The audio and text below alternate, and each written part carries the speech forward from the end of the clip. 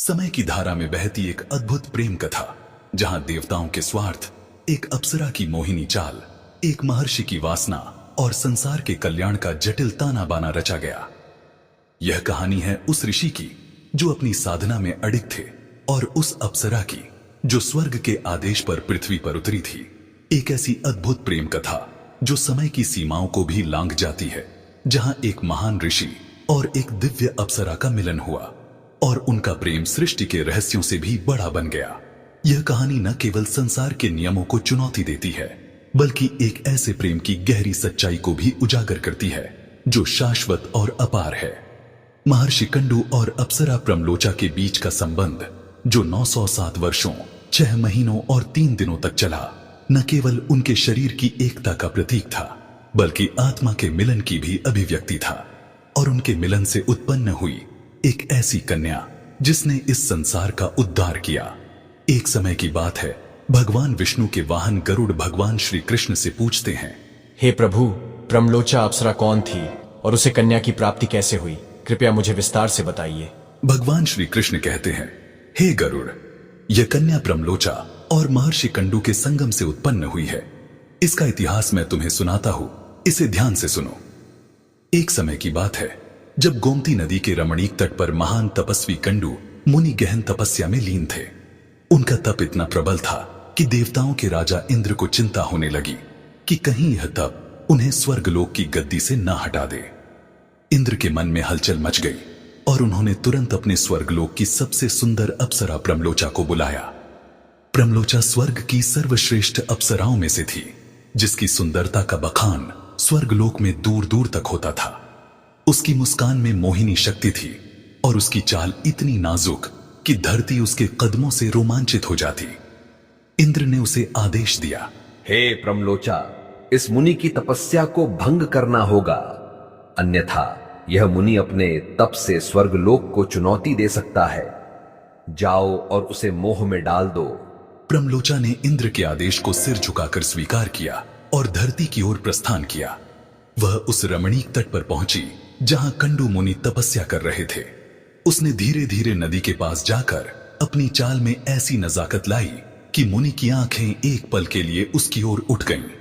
प्रमलोचा का मुखमंडल स्वर्ण जैसा दमक रहा था, उसकी आंखें चंद्रमा की तरह चमक रही थीं।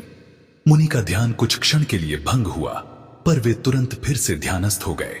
लेकिन प्रमलोचा को इंद्र का आदेश पूरा करना था। फिर वह अप्सरा उस स्थान पर नृत्य करने लगी। उसके अद्भुत नृत्य से वातावरण अत्यंत मनमोहक हो गया। उस अप्सरा के नृत्य को देखकर कोई भी साधारण मनुष्य उस पर मोहित हो जाता, किंतु महर्षि कंडू ने उस पर ध्यान नहीं दिया। महर्षि को दुर्लक्ष्य करता हुआ देखकर वह अप्सरा चिंतित हो गई। फिर उसने अपनी मोहिनी हंसी के साथ धीरे से मुनि के पास जाकर कहा, हे महर्षि, आपका तप तो अद्भुत है, लेकिन क्या इस तपस्या का परिणाम किसी के संग बिना बांटे अधूरा नहीं रहेगा? इस संसार में संयोग ही जीवन का सबसे बड़ा आनंद है।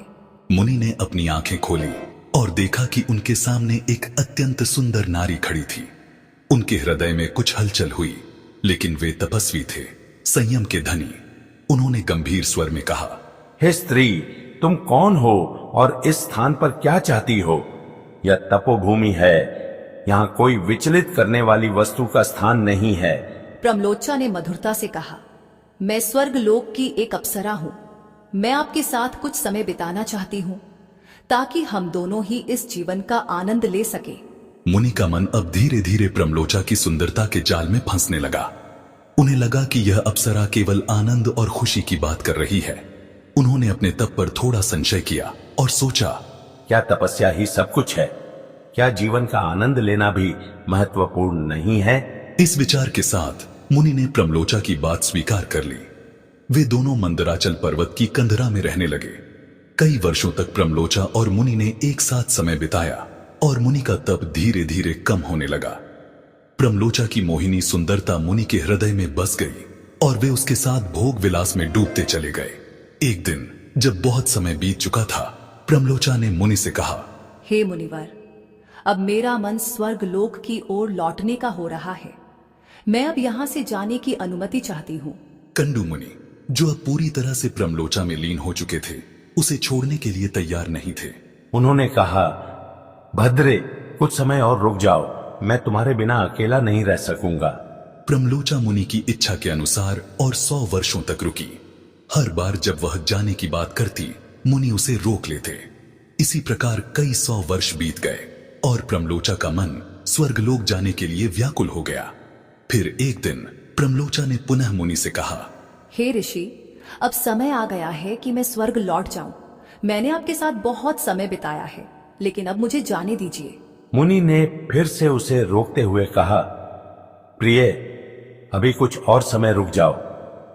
तुम आज ही तो आई हो और जाने की बात कह रही हो। अभी तुम्हें आए हुए कुछ घंटे भी नहीं हुए हैं, इसीलिए तुम कुछ और देर के लिए रुक जाओ। तुम्हारे बिना मेरा जीवन सूना हो जाएगा। प्रमलोचा ने अब धैर्य खो दिया था। उसने मुस्कुराते हुए कहा, हे महर्षि, क्या आपको लगता है कि मैं आज ही यहां आई हूं?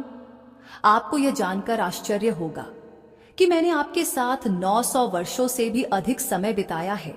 मुनि ये सुनकर स्तब्ध रह गए। उन्होंने कहा, यह कैसे हो सकता है? मुझे तो ऐसा प्रतीत होता है कि तुम अभी अभी आई हो। प्रमलोचा ने गंभीरता से उत्तर दिया, हे ऋषि, यह सत्य है। मैंने आपके साथ 907 वर्षों से अधिक समय बिताया है। यह आपके मोह का प्रभाव है कि आपको समय का एहसास नहीं हुआ। मुनि को जैसे एक गहरा धक्का लगा। उन्होंने अपने आप को धिक्कारते हुए कहा, ओह, मेरा तप नष्ट हो गया। मैं अपने विवेक को खो बैठा। मैं काम वासना में फंसकर अपनी सारी साधना भूल गया।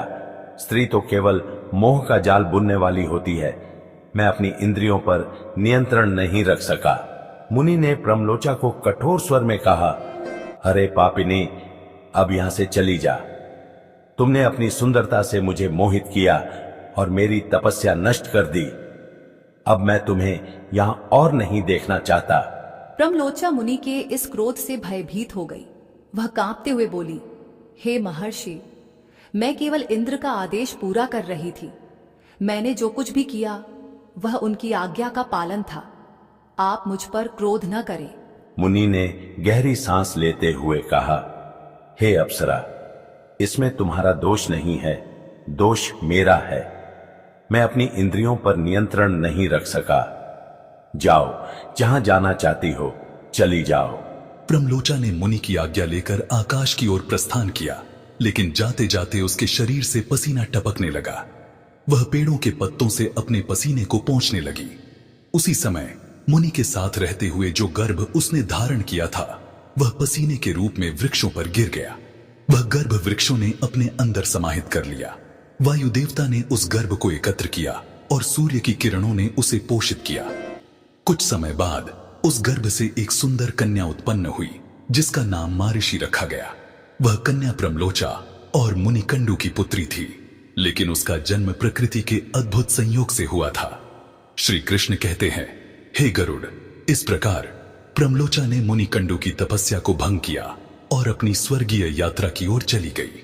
मुनि ने अपनी साधना और तप के नष्ट होने का पश्चाताप करते हुए एकांतवास में चले गए और प्रमलोचा की वह कन्या भविष्य में महान कार्यों के लिए प्रसिद्ध हुई। तो दोस्तों, इस प्रकार से विष्णु पुराण में प्रमलोचा और ऋषिकंडू की महान कथा का वर्णन मिलता है।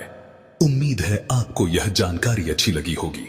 वीडियो को लाइक जरूर करें और कमेंट में जय श्री कृष्ण अवश्य लिखें।